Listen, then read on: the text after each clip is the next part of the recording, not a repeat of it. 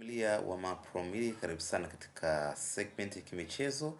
ambapo tumekuwa tukiangazia habari kemkem za kimichezo ambazo zimejiri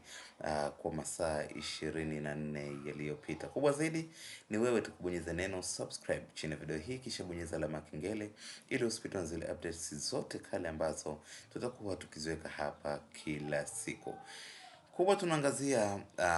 mchezo wa jana wa ligi kuu Tanzania bara NBC Premier League ambao uliokutanisha Young Africans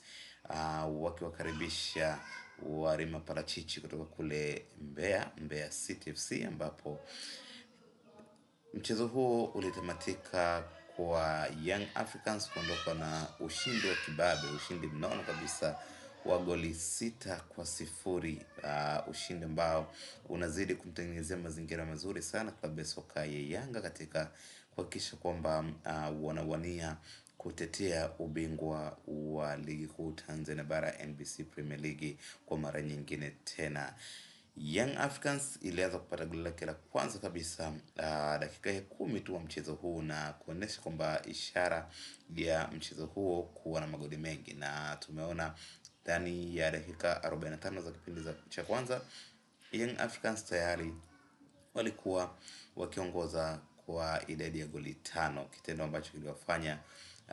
timu ya Mbeya City pengine kujirudisha nyuma na kuhisi kwamba wamepoteza mchezo huo rasmi. Na dakika za 45 za pili waliweza kuongeza goli moja na kutamatisha idadi ya goli 6 katika mchezo huo ambao ulikuwa ni mchezo muhimu sana kwa upande wa Mbeya City, licha ya kutokuwa na matokeo mazuri kwa kipindi cha hivi karibuni. Kwa hiyo